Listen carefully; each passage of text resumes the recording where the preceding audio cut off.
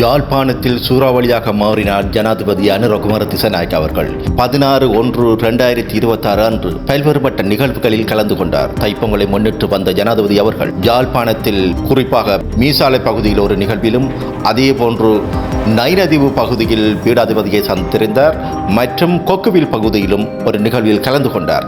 அங்கு என்ன விடயங்கள் கலந்து ஆலோசிக்கப்பட்டன, தையிட்டி விவகாரம் தொடர்பாகவும் மற்றும் வீடமைப்பு தொடர்பாகவும் விளையாட்டு மைதானங்கள் தொடர்பாகவும் பல்வேறுபட்ட நிகழ்வுகளில் கலந்து கொண்டார். வாருங்கள் நேரடியாக காணொளிக்குள் போவோம். அன்பு தமிழ் உறவுகளுக்கு வணக்கம். முதலாக எனது காணொலியை பார்ப்பவர்களாக இருந்தால் மறக்காமல் சப்ஸ்கிரைப் பண்ணிட்டு காணொலியை பாருங்கள். நாங்கள் செய்திகளுக்குள் போகலாம். குறிப்பாக 15/1/2026 அன்று தைப்பொங்கலுக்கு வந்த ஜனாதிபதி அவர்கள் யாழ்ப்பாணத்தில் பல நிகழ்வுகளில் கலந்து கொண்டார். குறிப்பாக 15ஆம் தேதி வேலனையில் நடைபெற்ற தைப்பொங்கல் நிகழ்வில் பல்வேறுபட்ட மக்களின் முன்னிலையில் அந்த பொங்கல் பொங்கி தமிழர்களோடு மகிழ்ந்திருந்தார். அதனைத் தொடர்ந்து பல்வேறுபட்ட நிகழ்வுகளிலும் கலந்து கொண்டார். குறிப்பாக 16/1/2026 இன்றைய நாளில் மீசாலை பகுதியில் ஒரு நிகழ்வில் கலந்து கொண்டார். அந்த நிகழ்வில் குறிப்பாக வீடமைப்பு திட்டத்தினால் உருவாக்கப்பட்ட ஒரு நிகழ்வாக அமைந்திருந்தது. வறுமை கோட்டுக்கு கீழ் வாழும் மக்களின் நலன் கருதி இந்த நிகழ்வு ஒழுங்கு செய்யப்பட்டிருந்தது. குறிப்பாக 800 பேருக்கு மேற்பட்ட மக்களுக்கான புதிய வீடுகளை வழங்கும் நோக்கோடு இந்த நிகழ்வு நடைபெற்று வந்தது. 15 தொடக்கம் 20 லட்சங்கள் வரையிலான வீட்டு திட்டத்திற்கான அனுமதி பத்திரங்கள் வழங்கி வைக்கப்பட்டன.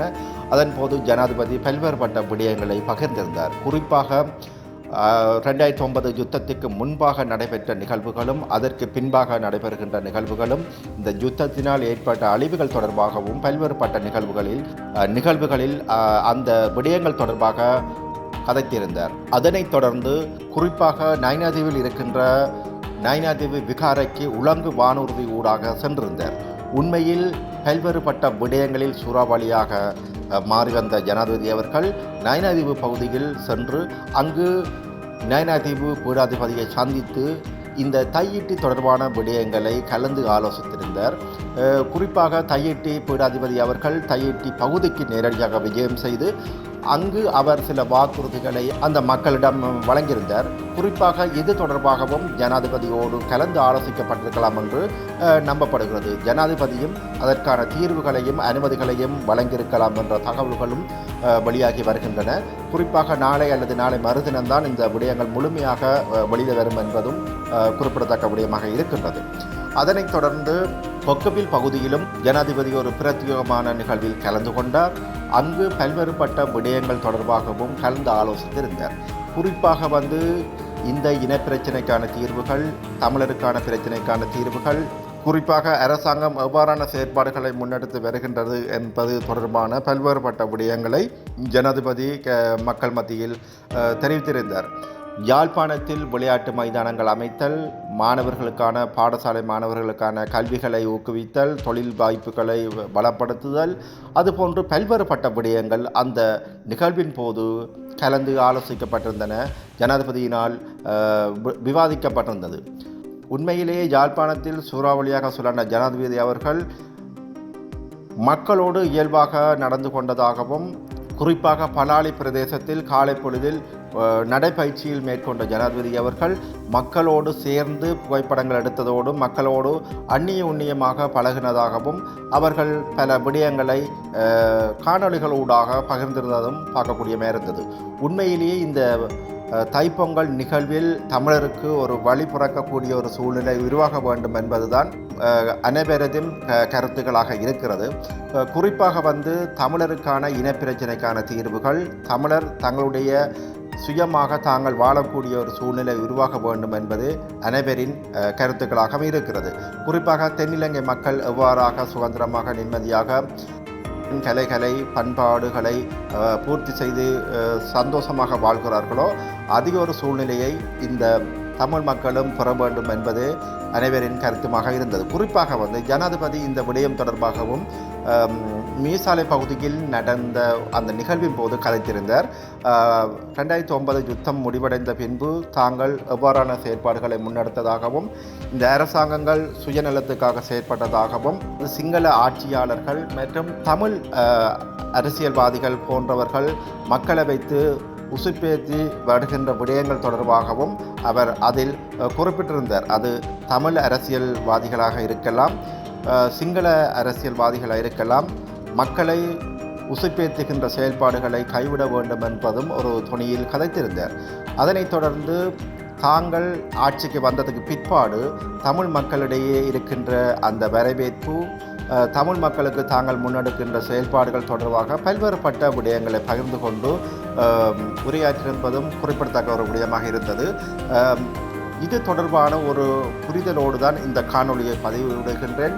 வேறென்ன உறவுகளே, முதலாக எனது காணொலியை பார்ப்பதாக இருந்தால் மறக்காமல் சப்ஸ்கிரைப் பண்ணிட்டு காணொலியை பாருங்கள்.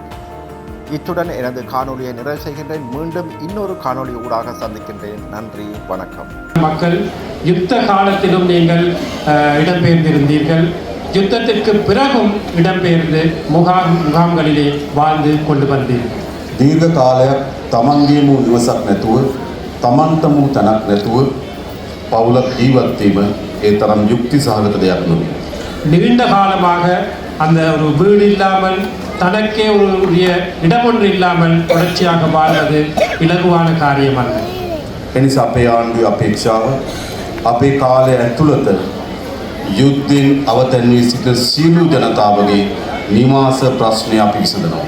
ஆகவே எமது எதிர்பார்ப்பு இந்த யுத்தத்தால் பாதிக்கப்பட்ட அனைத்து மக்களுடைய வீட்டு வசதிகளையும் எமது ஆட்சியின் கீழ் செய்து கொடுப்பதுதான் எமது எதிர்பார்ப்பாக இருக்கின்றது.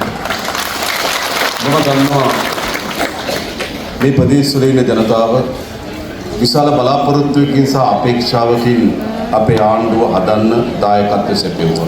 எங்களுக்கு தெரியும், இந்த பகுதியிலே மக்கள் பெரியதொரு எதிர்பார்ப்புடன் எமது ஒரு ஆட்சி அமைப்பதற்கு நீங்கள் முன்வந்தீர்கள். සැලකිය ප්‍රමාණයකට සාමාන්‍යයෙන් තිබුණ මේ පළාත්වල තියෙන ආණ්ඩුවත් එක්ක විරුද්ධ, තියෙන ආණ්ඩුවත් එක්ක එකඟ නොවන මතවාදයක් තමයි දීර්ඝ කාලයක් තිස්සේ තිබ්බේ. எங்களுக்கு தெரியும், நீண்ட நாட்களாக இந்த பகுதியிலே இருந்த அரசியல் என்பது அரசாங்கத்திற்கு எதிரான கருத்துக்களை சொல்லும் எதிரான ஒரு நிலைப்பாட்டில் இருந்த அரசியல் தான் இந்த பகுதியிலே கணிசமான அளவு காணப்பட்டது. මොකද ඒක වැරදි නෑ.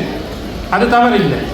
ආණ්ඩුව ජාතිවාදයේ පෝෂණය කරනවා නම්, அரசாங்கம் இனவாதத்தை போஷிப்பதானால், ආණ්ඩුව ජනතාවගේ දේපොළ හොරකම් කරනවා නම්, அரசாங்கம் மக்களுடைய சொத்துக்களை களவெடுப்பதானால், ආණ්ඩුව පොදු ජනතාව ගැන කල්පනා කරන්නේ නැත්නම්, அரசாங்கம் பொதுமக்களை பற்றி சிந்திக்காமல் இருப்பதானால், ආණ්ඩුව ඒ අය ගැන විතරක් නම් කල්පනා කරන්නේ, அரசாங்கம் தம்மை பற்றி மட்டுமே சிந்திப்பதானால், ජනතාව සහ ආණ්ඩුව ඈත්වීම වළක්වන්න බෑ.